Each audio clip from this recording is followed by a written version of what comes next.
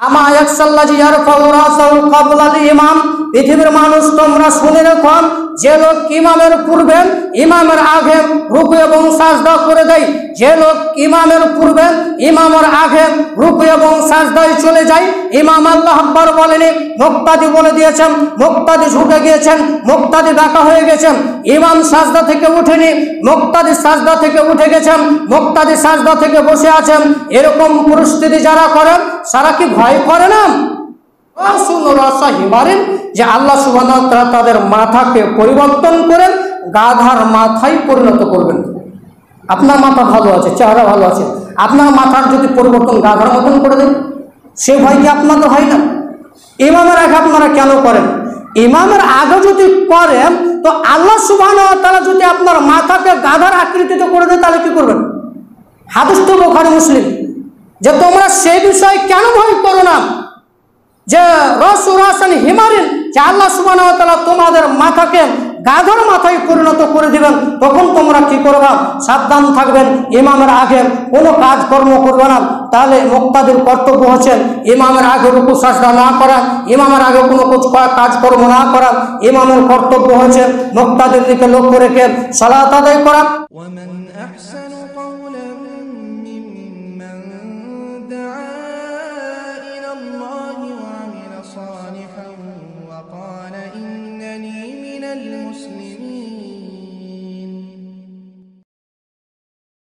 আলহামদুলিল্লাহি ওয়াহদাহু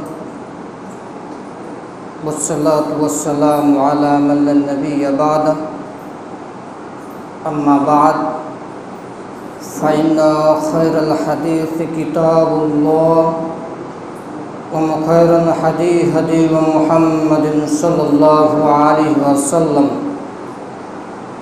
ওয়া শাররাল উমুরি মুহদাসাতুহা ওয়া কুল্লু মুহদাসাতিন বিদআহ ওয়া কুল্লু বিদআতিন যালালাহ ওয়া কুল্লু যালালাতিন ফিন্নার।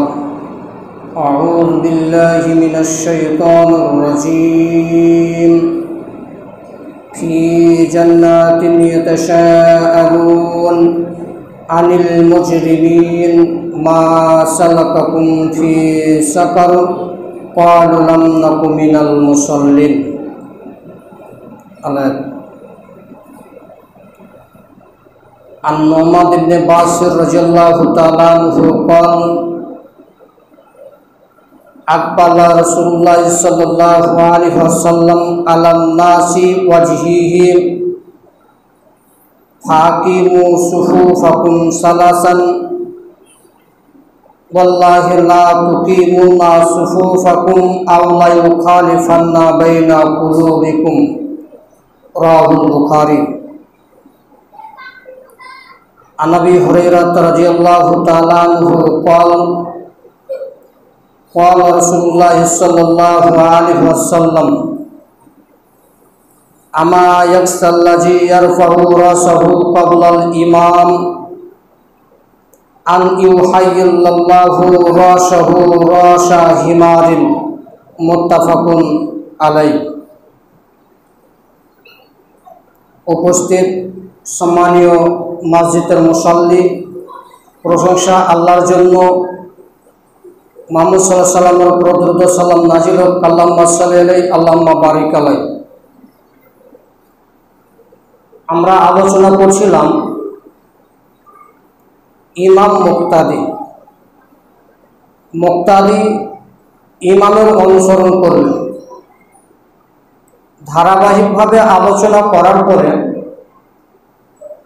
আজকে শেষ অবধি পৌঁছালাম যে মুক্তাদি ইমামের অনুসরণ করবেন, যেটা গত সপ্তাহের আলোচনার বিষয় ছিল যে ইমাম মুক্তাদি মানে ইমামকে অনুসরণ করবে মুক্তাদিরা, মুসাল্লিরা।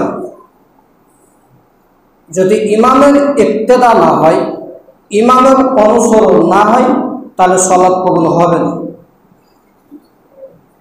কেন একাধিক হাদিস আমরা পেশ করেছিলাম যে ইমাম যখন আল্লাহু আকবার বলা শেষ হবে তখন মুক্তাদি আল্লাহু আকবার বলবে। কাব্বারা ফাকাব্বিরু, ইমাম আল্লাহু আকবার বলা শেষ হলে মুক্তাদি আল্লাহু আকবার বলবে। ইমাম যখন রুকুতে যাবে, পরিপূর্ণ চলে যাবে, তখন মুক্তাদি আবার রুকুতে যাবে। এবার আমরা হাদিস পেশ করেছিলাম যে রাসূলুল্লাহ সাল্লাল্লাহু আলাইহি সাল্লাম যখন সাজদায় চলে যেতেন, পরিপূর্ণ চলে যেতেন, তার পেশানি, তার চেহারা, তার কপাল, তার নাক যখন মাটিতে ঠেকিয়ে দিতেন, রেখে দিতেন, সাহাবায়ে কেরামরা বলছেন তখন আমরা ঝুঁকে যেতাম, তখন আমরা ডাকা হতাম। কিন্তু তার আগে আমরা ডাকা হতাম না, তার আগে আমরা ঝুঁকতাম না। এখন বর্তমান সময়ে এসে আমরা পৌঁছেছি যে ইমাম যদি আল্লাহু আকবার না বলে, ডাইরেক্ট যদি ইমাম এখন সাজদায় চলে যায় দিয়ে আল্লাহু আকবার বলেন, তাহলে মুক্তাদি তার আগে তারা সাজদাতে চলে যাবে। ইমাম কিছু বলেনি, কিন্তু ইমামের যতক্ষণ পর্যন্ত তাকবীর শেষ না হবে ততক্ষণ পর্যন্ত মুক্তাদি তাকবীর বলবে না, আল্লাহু আকবার বলবে না। এবার আমরা আলোচনা করব। আমরা আলোচনা করছিলাম ইমামের দায়িত্ব। ইমামের দায়িত্ব এটাই যে মুসাল্লির দিকে লক্ষ্য রেখে সালাত আদায় করাবে, মুসাল্লির দিকে লক্ষ্য রাখবে, খেয়াল রাখবে, তারপরে তার সালাতকে সেইভাবে আদায় করবে। কারণ একজন ইমামের দায়িত্ব হচ্ছে যে মুক্তাদির দিকে লক্ষ্য রাখা এবং মুক্তাদিকে পরিপূর্ণভাবে কাতার সিধা করে দেওয়া, এবং এটাও লক্ষ্য রাখা যে আমার পিছনে অনেক দুর্বল মানুষ আছে, অনেক বৃদ্ধা মানুষ আছে, অনেক কমজোর মানুষ আছে, অনেক মানুষের তাড়াহুড়া থাকতে পারে, এটা ইমাম লক্ষ্য রাখবেন। কিন্তু বর্তমান সময়ে ইমামরা দায়িত্ব পালন করে না। কেন দায়িত্ব পালন করে না? আজকে ইমামরা সমাজের কাছে লাঞ্ছিত কেন জানেন? আজকে ইমামরা মানুষের কাছে, জাতির কাছে ভারী কেন জানেন, বোঝা কেন জানেন? শুধুমাত্র একটি কারণ, তারা ঠিক মতো লেখাপড়া করে না। একজন ইমাম, একজন খতিবের কর্তব্য হবে বিষয় ভিত্তিক আলোচনা করা। মানুষ বুঝবে, জানবে যে বিষয় ভিত্তিক আলোচনার একটা মর্যাদা রয়েছে, একটা দাম রয়েছে। 7 দিন পরে জুমা হয়, 7 দিন পরে জুমা হওয়ার পরে একজন ইমাম, একজন খতিব ঠিকভাবে আলোচনার বিষয়, ঠিকভাবে বিষয়বস্তু রেডি করতে পারে না। এর থেকে দুঃখজনক কি হবে?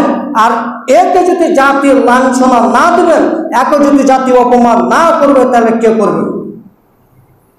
প্রত্যেক দিন যদি একটা করে হাদিস পড়া হয় তাহলে 7টা হাদিস হবে, একটা করে যদি আয়াত হয় তাহলে 7টা আয়াত হবে। দেখুন তো জুমার সালাতে 7টা হাদিসকে অনুবাদ করে, 7টা আয়াতকে অনুবাদ করে দেখুন তো সময় থাকছে কিনা? সময় থাকবে না। কিন্তু দুঃখজনক এটাই লাঞ্ছনা, এই যে অপমান হয়ে যাচ্ছে যে জাতি যখন আপনাকে প্রশ্ন করছে তখন আপনি কিছু বলতে পারছেন না।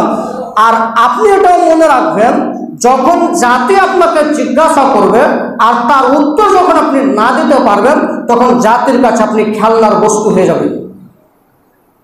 মানুষ আপনাকে জিজ্ঞাসা করলো, আপনি উত্তর দিলেন না, পারলেন না, তখন আপনি জানবেন যে আমি জাতির কাছে খেলনার বস্তু হয়ে গেছি। তাহলে আমাদের ইমামদের কর্তব্য হবে বিষয়ভিত্তিক আলোচনা করা, মুক্তাদিদেরকে লক্ষ্য রাখা।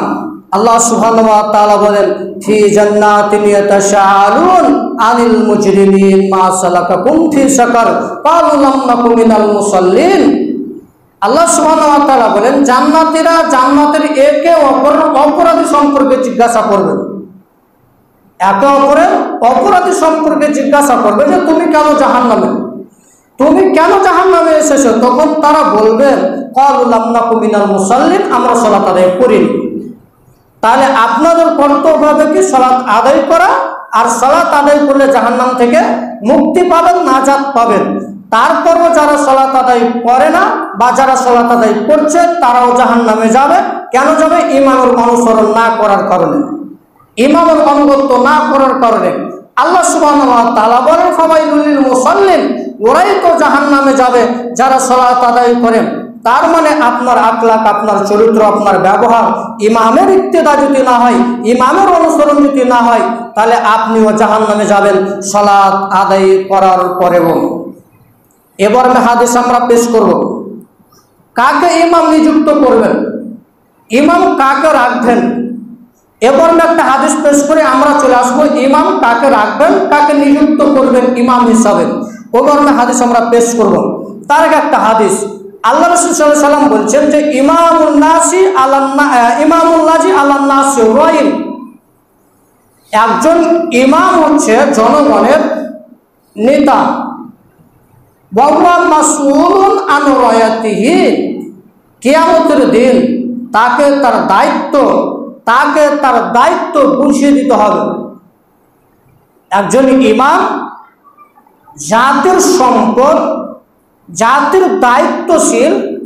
এই দায়িত্ব যদি ঠিকভাবে পালন না হয়, এই দায়িত্ব যদি ঠিকভাবে পালন না করে, ঠিকভাবে কোরআন হাদিসের আলোচনা না করে, ওয়া মাসউলুন আন রায়াতিহি, কিয়ামতের মাঠে তাকে এ সম্পর্কে জিজ্ঞাসা করা হবে। তোমাকে জনগণের ইমাম তৈরি করা হয়েছিল, তোমাকে জনগণের ইমাম বানানো হয়েছিল, তুমি জনগণকে কি উপহার দিয়েছ, তুমি জনগণকে কি শিক্ষা দিয়েছ, এই জিজ্ঞাসা না করা অবধি একজন ইমাম কাল কিয়ামতের মাঠে আগে নড়তে পারবে না। ওয়া মাসউলুন আন রায়াতিহি, এই সম্পর্কে আল্লাহ সুবহানাহু ওয়া তাআলা কিয়ামতের মাঠে জিজ্ঞাসা করবেন। তাহলে একজন ইমাম হচ্ছে কি জনগণের নেতা। তাহলে একজন ইমামকে সতর্কতা অবলম্বন করা সবসময় জরুরি। আমার মতন ইমাম যদি জর্দা পান খায়, সিগারেট খায়, গুল খায়, তামাক খায়, জর্দা খায়, তাহলে আমার আলোচনা শুনবে না। আর ইমাম নিযুক্ত করার সময়, ইমামকে রাখার সময় যারা মসজিদ কমিটি আছেন তাদেরকে লক্ষ্য রাখাও জরুরি যে আমরা কাকে ইমাম হিসাবে নিযুক্ত করছি, আমরা কাকে ইমাম হিসাবে রাখছি। যিনি জর্দা পান খায়, যিনি দাড়ি কাটেন, যিনি সিগারেট খায়, যিনি গুল খায়, তাকে আমরা ইমাম হিসাবে নিযুক্ত রাখছি। কেন আপনি এরকম ইমামকে কেন আপনি নিযুক্ত রাখবেন, কেন আপনি নিযুক্ত করবেন? যে না, ইমাম হবে পরহেজগার, ইমাম হবে ভালো মানুষ, ইমাম হবে ইমানদার মানুষ, ইমাম হবে পরহেজগার মানুষ। এরকম পরহেজগার, এরকম ইমানদার মানুষকে ইমাম নির্বাচন করতে হবে। তারপরে যদি ইমাম দেখা যায় যে জর্দা পান খায়, দাড়ি কাটে, গুল করে, সিগারেট খায়, জর্দা খায়, তামাক খায়, তাহলে কি করতে হবে? ইমামকে সচেতন করবেন। যদি ইমাম সচেতন হয় তাহলে ঠিক আছে, আর যদি ইমাম সচেতন না হয় তাহলে ইমাম পরিবর্তন করবেন। তাহলে একজন দায়ীর জন্য, একজন আলোচকের জন্য কখনো গুল খাওয়া, কখনো জর্দা দিয়ে পান খাওয়া, কখনো জর্দা খাওয়া উচিত নয়। একজন দায়ীকে, একজন আলোচককে, একজন খতিবকে সবসময় সর্বহালাতে কি থাকতে হবে? সচেতন থাকতে হবে যে আমি যাতে পরহেজগার মানুষ হই এবং আমার দ্বারা যাতে ভুল না হয়, আমি যাতে জর্দা পান না খাই, যাদেরকে আমি এটা বুঝাতে পারি। এটা একজন ইমাম, এটা একজন দায়ী, এটা একজন খতিব, এটা একজন আলোচকের এটা কর্তব্য থাকবে। এর উপর লক্ষ্য রাখতে হবে যে আমার যাতে আখলাক চরিত্র ভালো হয়, তাকেই আপনারা ইমাম নিযুক্ত করবেন। এবারে হাদিস, আনাবি মাসউদ রাদিয়াল্লাহু তাআলা আনহু قال, আবু মাসউদ রাদিয়াল্লাহু তাআলা আনহু বলেন রাসূলুল্লাহ সাল্লাল্লাহু আলাইহি ওয়াসাল্লাম বলেছেন ইমাম কাকে নিযুক্ত করবেন। এবার হাদিস, উনি বলছেন যে আকরাউহুম লিকিতাবিল্লাহ ইয়া উম্মুল কওমা, জাতির ইমাম তাকে করবেন। জাতির ইমাম সেই হতে পারে, জাতির ইমাম সেই হবে আকরাউহুম লিকিতাবিল্লাহ, যে ব্যক্তি সুন্দর করে কোরআন মাজিদ তেলাওয়াত করতে পারে, যে ব্যক্তি আল্লাহর কিতাবকে সুন্দরভাবে পড়তে পারে, উত্তম রূপে পড়তে পারে, তাকে ইমাম নিযুক্ত করবেন। তিনি ইমামতি করবেন, তিনি জাতির ইমামতি হবে, তিনি জাতিকে নামাজ পড়াবেন। ফাইন কানু ফিল কিরাতি সবান, উপস্থিতিদের মাঝে যদি দুজন বরাবর হয়। এখন এমন একজন ইমাম, এমন একজন মানুষ, আপনারা ধরেন আপনাদের মধ্যে এমন একজন মানুষ, তিনজন রয়েছে যে দুজন একই সমানে কোরআন পড়তে পারে, ভালো পড়তে পারে, তখন কি করবেন? কাকে ইমাম নিযুক্ত করবেন? কে ইমাম, কে সালাত আদায় করবে জনগণের, কে সালাত পড়াবে এই দুজনের মধ্যে। তখন তিনি বলছেন যে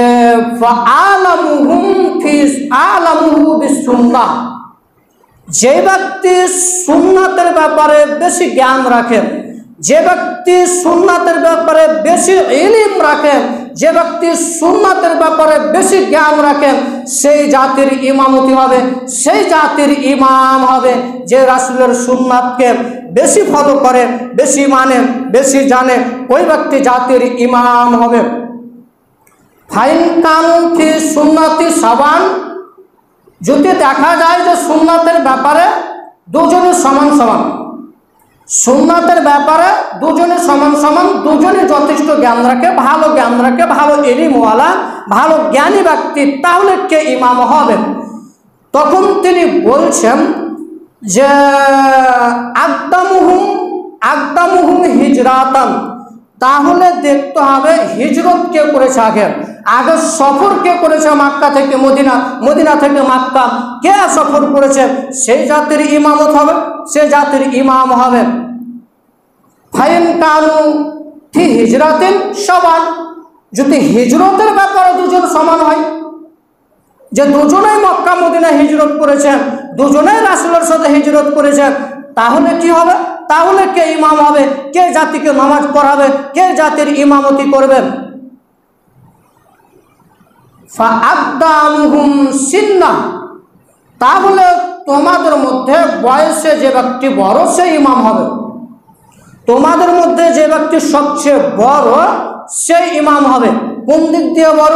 হতে পারে ইসলাম আগে আপনি কবুল করেছেন, হতে পারে আপনি আমার আগে সালাত আদায় করছেন, হতে পারে আমার আগে আপনি ইসলামী আরকানগুলো জেনেছেন, হতে পারে আমার আগে আপনি ইসলাম কবুল করেছেন, আমার আগে সালাত আদায় করেছেন, তাহলে ওই লোকটি সালাত আদায়, ওই লোকটি জাতির ইমামতি হবে, ওই লোকটি জাতির ইমামতি করবে এবং ওই লোকটি জাতির ইমাম হবে।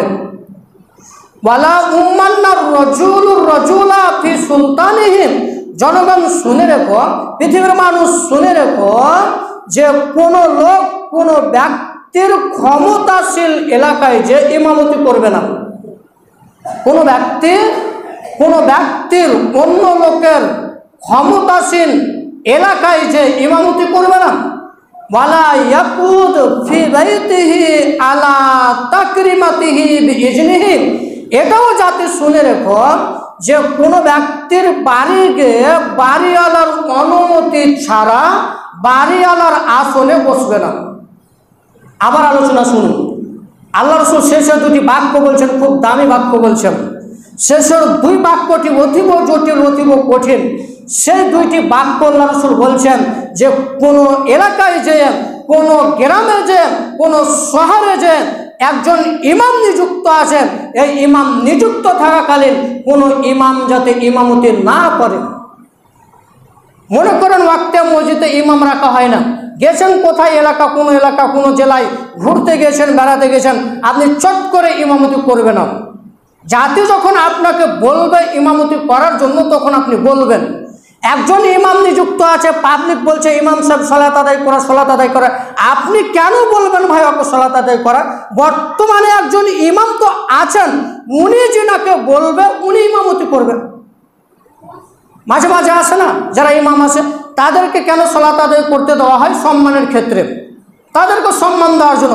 আমরা যখন কোনো এলাকা যাই, কোনো গ্রাম, কোনো মসজিদে যাই, তখন আমাদেরকে ইমামতি করতে পারে, তাদের সম্মানের ক্ষেত্রে। তাই কোনো জনগণ বলতে পারে না কোনো ইমামকে যে আপনি যান সালাত আদায় করে, এটা বলতে পারবে না। আর ওই ব্যক্তি যদি কোনো জাতির কথা শুনে, জনগণের কথা শুনে ইমামতি করে দেয়, তাহলে এটা রাসূলের হাদিসের খেলাফ করলো। কেন? সে বিপদে পড়তে পারে, নচেত আমি বিপদে পড়তে পারি। সে বিপদে পড়তে পারে, নচেত আমি বিপদে পড়তে পারি। জাতির ইমামতি করলেন আর হাত তুলে দোয়া করে দিলেন, সালাত শেষে আপনি বলেন আমিও বিপদে পড়লাম, আপনিও বিপদে পড়লেন, এবার আপনি বলেন। এজন্য আল্লাহ রাসূল বলেছেন যে কোনো জাতির নিজ ইচ্ছা থেকে ইমামতি করবে না। ইমাম যখন কাউকে পাঠাবে যে আপনি সালাত আদায় করেন, তখন আপনি সালাত আদায় করবেন, নচেত আপনি পিছনে ইমামের দাঁড়িয়ে থাকবেন। এটা রাসূলের সুন্নাত। আরও শেষে বললেন যে ওয়ালা ইয়াকুদ ফি বাইতিহি, কারো বাড়িতে তার অনুমতি ব্যতীত, কারো বাসস্থানে তাদের আসনে বসবেন না, তাদের বাড়িতে প্রবেশ করবে না যতক্ষণ পর্যন্ত আপনাকে অনুমতি না দেওয়া হয়েছে, যতক্ষণ পর্যন্ত আপনাকে ঢোকার অনুমতি না দেওয়া হয়েছে এবং যতক্ষণ পর্যন্ত আপনাকে বসতে না বলা হয়েছে ততক্ষণ পর্যন্ত আপনি বসবেন না। তার মানে আল্লাহ রাসূল বলতে চাইছেন যে ব্যক্তি সবচেয়ে কোরআন মাজিদ বেশি পড়তে পারে, যে ব্যক্তি ভালো পড়তে পারে তাকে জাতির ইমামতি করবেন। তাই বলে কণ্ঠ ভালো, সুর ভালো, ভালো কণ্ঠ দিয়ে ভালো সুর দিয়ে যে ব্যক্তি কোরআন পড়তে পারে সে ব্যক্তি ভালো। আপনাকে সুর দেখতে এখানে আল্লাহ রাসূল বলেননি যে শুনে রাখো জাতির জনগণ, যে ব্যক্তির সুর সব থেকে বেশি সুন্দর হবে, যে ব্যক্তির কণ্ঠ বেশি সব থেকে সুন্দর হবে সেই জাতির ইমাম হবে, একথা আল্লাহ রাসূল বললেন না। আল্লাহ রাসূল বলেন আকরাউহুম লিকিতাবিল্লাহ, আল্লাহর কোরআনকে সবচেয়ে বেশি যে ভালো পড়তে পারে সেই ইমামতি হবে। ইমামতি হবে মানে বেশি জাতির কোরআন মাজিদ পড়তে পারে, মানে যে জাতি যে ইমাম বুঝেন, মাখরাজ বুঝেন, আলিফ মাদ্দা বুঝেন, ওয়াও মাদ্দা বুঝেন, ইয়া মাদ্দা বুঝেন, হুরুফে কামরি বুঝেন, হুরুফে শামসি বুঝেন, হুরুফে কলকলা বুঝেন, হুরুফে জাদ্দিন বুঝেন, ইকফা বুঝেন, ইজহার বুঝেন, এরকম ইমাম নিযুক্ত করবেন, তাহলে জাতির উপকার হবে। এই ইমামকে আল্লাহ রাসূল নিযুক্ত করতে বলেছেন, এই ইমামকে বলেছেন সালাত আদায় করতে হবে। কণ্ঠ ভালো হলে, সুর ভালো হলে তাকে যে ইমামতি করতে হবে এ কথা নয়। যে ব্যক্তি সবচেয়ে ভালো কোরআন মাজিদ পড়তে পারে তাকে ইমাম হতে হবে, এ কথাই ঠিক। এরপরে হাদিস, আন ইবনে আব্বাস রাদিয়াল্লাহু তাআলা আনহু قال, ইবনে আব্বাস রাদিয়াল্লাহু তাআলা আনহু বলেন রাসূলুল্লাহ সাল্লাল্লাহু আলাইহি ওয়াসাল্লাম বলেছেন লা ইউআযিনু লাকুম, এই হাদিসে স্পষ্ট করব আজান কে দিবে, ইমামতি কে করবে। এই হাদিসে স্পষ্ট করব আজান কে দিবেন, ইমাম কে হবে, ইমামতি কে করবেন। আল্লাহ রাসূল বলছেন লা ইউআযিনু লাকুম খিয়ারুকুম, তোমাদের মধ্যে মুয়াজ্জিন সেই ব্যক্তি হবে, তোমাদের মধ্যে মুয়াজ্জিন সেই ব্যক্তি হবে, সেই ব্যক্তি আজান দিবেন যে সব থেকে উত্তম আচরণ হবে, সবচেয়ে আখলাক আচরণ হবে, সেই ইমাম হবে। আমরা বলতে পারি যার কণ্ঠ সুর মুচো হবে, যার মাখরাজ সই শুদ্ধ হবে, যার কণ্ঠ মুচো হবে, যার কণ্ঠ উঁচু হবে সেই মুয়াজ্জিম হবে, সেই আজান দেবে। এবং মুয়াজ্জিমের আখলাক, মুয়াজ্জিমের চরিত্র ভালো হতে হবে। কেন মুয়াজ্জিম ডাকছেন এসো তোমরা সালাতের দিকে, এসো তোমরা কামিয়াবের দিকে। এরপরে আল্লাহ রাসূল বললেন যে ফালা উম্মাকুম আকুরাউকুম, এবং জাতির ইমাম হবে সেই ব্যক্তি, জাতির ইমাম হবে সেই ব্যক্তি যে ব্যক্তি সবচেয়ে ভালো কোরআন মাজিদ পড়তে পারেন, যে ব্যক্তি সবচেয়ে ভালো কোরআন মাজিদ পড়তে পারে ওই জাতির ইমাম হবে। আমরা বলতে চাইছিলাম লিউ আযদিনুকুম খিয়ারুকুম, ওই ব্যক্তি আজান দিবে যার চরিত্র ভালো হবে। আমরা আজান দেওয়ার সময় লক্ষ্য রাখব যে আমার কণ্ঠ, আমার আওয়াজ, আমার শুদ্ধ, মানুষ আমার আজান পছন্দ করে সেই যাতে আজান দেয়, এটা আপনাদের কাছে, আমাদের সকল পৃথিবীর মানুষের কাছে এটা জোরালো দাবি। যার কণ্ঠ, যার আওয়াজ, যার শুদ্ধ হবে সেই আজান দেবে, যার শুদ্ধ হবে না সেই আজান দেবে না। কেন? মানুষকে ডাকানো হচ্ছে কল্যাণের জন্য, মানুষকে ডাকানো হচ্ছে সালাতের জন্য, মানুষকে বলা হচ্ছে আল্লাহ সব থেকে বড়, মানুষকে বলা হচ্ছে ঘুম থেকে নামাজ উত্তম, মানুষকে বলা হচ্ছে ঘুম থেকে নামাজ উত্তম। বর্তমান সময়ে সোশ্যাল মিডিয়াতে একটা আজান ভাইরাল হয়েছে, সেটা হচ্ছে বাংলাতে আজান। এরকম আজান রাসূলের জামানায় ছিল না। এই জামানায় যারা আবিষ্কার করেছেন তারা ভুল করেছেন। আমাকে কয়েকজন হোয়াটসঅ্যাপে পাঠিয়েছেন যে ইমাম সাহেব আজান দিচ্ছেন বাংলাতে, এই বাংলাতে আজান দেওয়া পৃথিবীতে কোনো বৈধতা নাই। এইভাবে যারা বাংলাতে আজান দিয়েছেন তারা রাসূলের হাদিসকে অপমান করেছেন, তারা রাসূলের হাদিসকে অপব্যাখ্যা করেছেন। কিভাবে বাংলাতে আজান দিচ্ছেন? আমরা বলি আল্লাহু আকবার, আল্লাহু আকবার, ওই ব্যক্তি বলছে আল্লাহ সব থেকে বড়, আল্লাহ সব থেকে বড়। বাংলাতে বলছেন, যখন বলছে হাইয়া আলাস সালাম, এসো তোমরা সালাতের দিকে, হাইয়া আলাল ফালাম, এসো তোমরা কামিয়াবের দিকে, এভাবে বাংলাতে আজান দেওয়ার কোনো বৈধতা নাই। এটা রাসূলের জামানায় ছিল না। তুমি বুঝাতে চাইলে কি হবে? এটা রাসূলের জামানায় ছিল না। এভাবে আজান দিলে এটা বিদআত হবে, এটা বাতিল হবে। ওয়া মা আতাকুমুর রাসূল ফাখুযু, রাসূল সাল্লাল্লাহু আলাইহি ওয়াসাল্লাম যেটা দিয়েছেন সেটা তোমরা গ্রহণ করো, রাসূল যেটা বাতিল করেছে সেটা তোমরা বাতিল করো। বাংলায় আজান বাতিল, বাংলায় আজান বাতিল, বাংলায় আজান বাতিল চলবে না। আরবিতে আজান দিতে হবে, আরবিতে আজান দিতে হবে। সাহাবায়ে কেরামরা যেভাবে আজান দিয়েছে, রাসূল যেভাবে আজান শিখিয়েছেন সেইভাবে আজান দিতে হবে। অত্র হাদিসে বলতে চাইলাম, সব থেকে যে আজান সুন্দর দিতে পারে সেই মুয়াজ্জিন হবে, সব থেকে বেশি কোরআন মাজিদ তেলাওয়াত করতে পারে সেই ইমাম হবে। আল্লাহ তুমি সকল মানুষকে তৌফিক দান করো, আল্লাহুম্মা আমিন। আলহামদুলিল্লাহ ওয়াহদা ওয়াসসালাতু ওয়াসসালামু আলা মান লা নাবিয়্যা বাদা, আম্মা বাদ। আমরা আলোচনা করছিলাম ইমামতি, ইমাম মুক্তাদি। এরপরে হাদিস দেখেন, আন নুমান ইবনে বাশির রাদিয়াল্লাহু তাআলা আনহু قال, নুমান ইবনে বাশির রাদিয়াল্লাহু তাআলা আনহু বলেন, রাসূলুল্লাহ সাল্লাল্লাহু আলাইহি ওয়াসাল্লাম বলেছেন, আকবালা রাসূলুল্লাহ সাল্লাল্লাহু আলাইহি ওয়াসাল্লাম আলান নাসি ওয়াজহিহি। একজন ইমামের কর্তব্য হবে, আল্লাহ রসুল যখন সালাতে দাঁড়াতেন তখন তিনি বলতেন, ফাকিমু সুফুফাকুম, পৃথিবীর মানুষ তোমরা কাতার সমূহকে সোজা রাখো, তোমরা কাতার সমূহকে বরাবর রাখো, বাহু সমূহকে বরাবর রাখো। আল্লাহ রসুল বলতেন সালাসান, কথাটি 3 বার বলতেন, পৃথিবীর মানুষ তোমরা কাতার সমূহকে সোজা রাখো, কাতার সমূহকে বরাবর রাখো, বাহু সমূহকে বরাবর রাখো। রাসূল 3 বার বলতেন এই কথাটি, মুসাল্লিদের দিকে মুখ করে দাঁড়িয়ে বলতেন।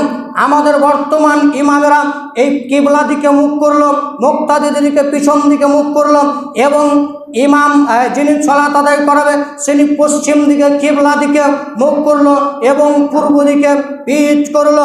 এবং কোনোদিন আপনার ইমাম জাতিকে বলল না, ও জাতি শুনে রাখো, তোমরা কাতার সমূহকে বরাবর রাখো এবং তোমরা বাহু সমূহকে বরাবর রাখো, টাকনুর সাথে টাকনু মিলাও, গুল্লার সাথে গুল্লা মিলাও। কোনোদিন আপনার ইমাম বলল না। এটা ইমামের দায়িত্ব ছিল মুসাল্লির কাতার সোজা করে দেওয়ার পরে বারবার বলে দেওয়া, তোমরা কাতার সোজা করো, তোমরা কাতার সোজা করো, বরাবর রাখো। এটা রাসূল সাল্লাল্লাহু আলাইহি ওয়াসাল্লাম 3 বার বলতেন। ওয়াল্লাহি লা তুকিমুন্না, ওয়াল্লাহি লা তুকিমুন্না সুফুফাকুম, আল্লাহর কসম করে বলছি, আল্লাহর কসম করে বলছি তোমরা কাতার সোজা করো। আল্লাহ ইউখালিফান্না বাইনা কুলুবিকুম, নচেত আল্লাহ তোমাদের মাঝে অন্তরে ফাটল সৃষ্টি করে দেবেন। তাহলে আপনার ইমাম তো কোনোদিন মুক্তাদিকে বললো না যে কাতার সম্মুখ সোজা করো, কোনোদিন বললো না, আপনার বলা প্রয়োজন ছিল। এরপরে দেখেন, এ হাদিসে দেখাতে চাইলাম যে একজন ইমামের কর্তব্য হবে যে মুক্তাদির কাতারকে সোজা করে দেওয়া। এরপরে একজন ইমাম সালাত আদায় করাবে মুক্তাদির দিকে লক্ষ্য রেখে। এবার মে হাদিস লাগছেন কায়েস বিন আবি হাজিম, উনি হাদিস বর্ণনা করছেন যে আকবরানি আবু মাসুদিন, আমাকে আবু মাসুদ রাদিয়াল্লাহু তাআলা আনহু বললেন, আন্না রাজুলান, একটি লোকের কথা।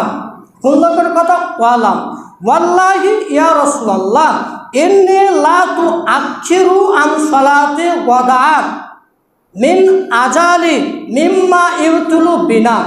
আল্লাহ রসুল, আল্লাহর কসম, আমি আল্লাহর কসম করে বলছি যে আমি ফজরের সালাতে যাব না, দেরি করে যাব। লোকটি কি বলছে? যে আল্লাহর কসম করে বলছি, আমি আল্লাহর শপথ নিয়ে বলছি যে আমি ফজরের সালাতে যাব না, দেরি করে যাব। কেন? এ বাক্য কেন বলছেন?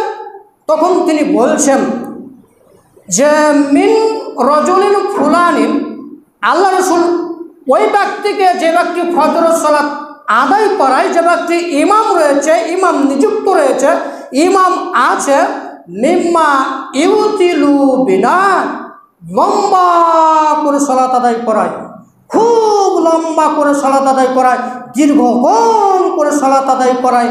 আল্লাহর কসম, আমি ওই ব্যক্তির পিছনে বা আমি ফজরের সালাতে যাব না, দেরি করে যাব, ফজরের সালাত ধরবো না, বা আখার আমি দেরি করে যাব, আমি পড়বো না, এরকম এক পরিস্থিতি আল্লাহ রসুলের কাছে শিকায়ত করলো, অভিযোগ পেশ করলো, আবেদন পেশ করলো।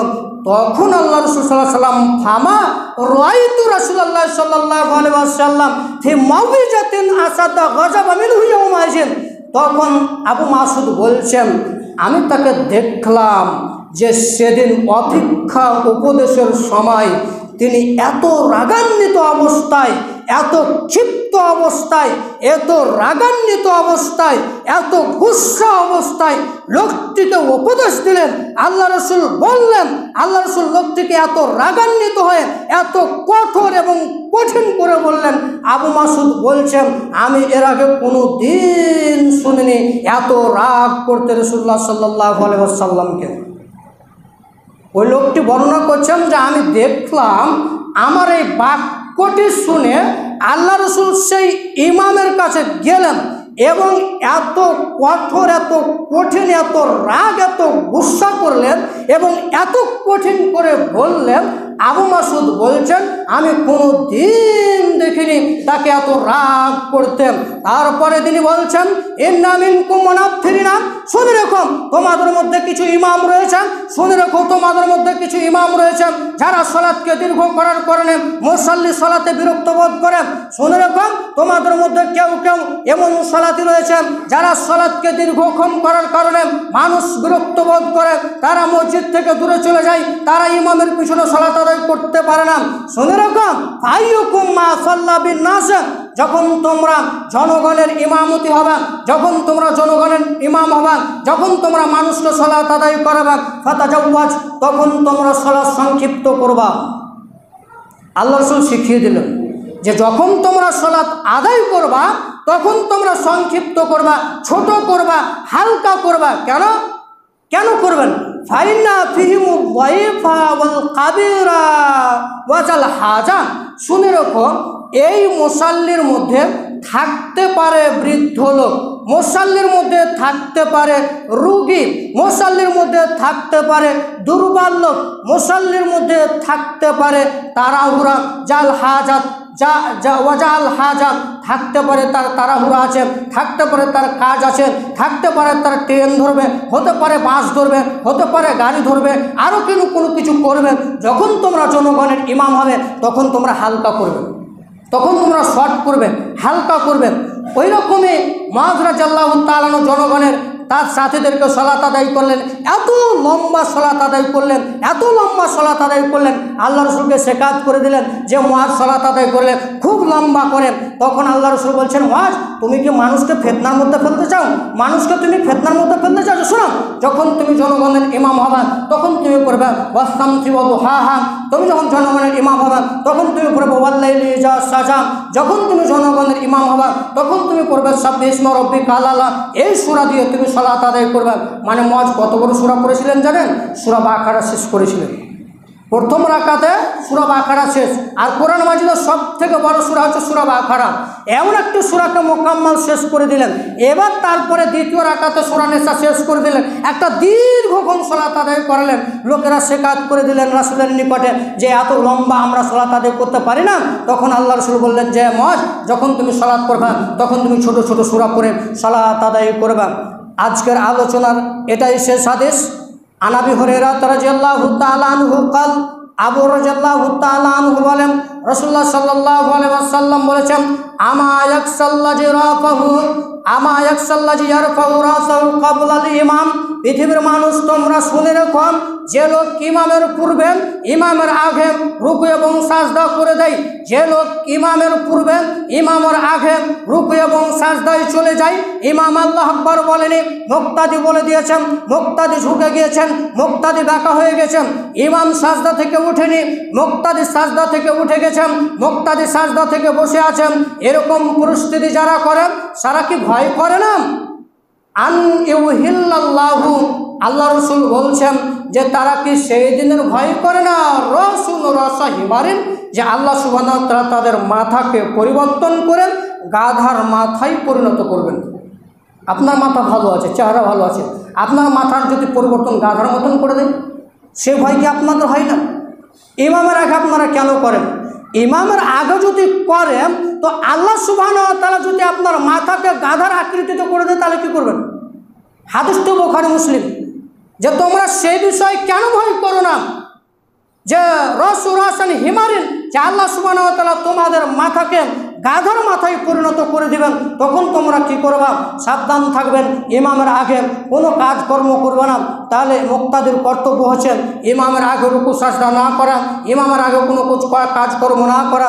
ইমামের কর্তব্য হচ্ছে মুক্তাদির দিকে লক্ষ্য রেখে সালাত আদায় করা। বিস্তারিত আমরা প্রথম পর্ব থেকে দ্বিতীয় পর্বতে আলোচনা করেছিলাম। সেখানে প্রথম পর্বতে বাচ্চা ছেলে ছিল, মহিলা ছিল, বৃদ্ধ ছিল, এগুলো আমরা আলোচনা করেছিলাম। কিভাবে রুকু করবেন, কিভাবে যাবেন, কিভাবে কি করবেন, সব বিস্তারিত আলোচনা আমরা করলাম।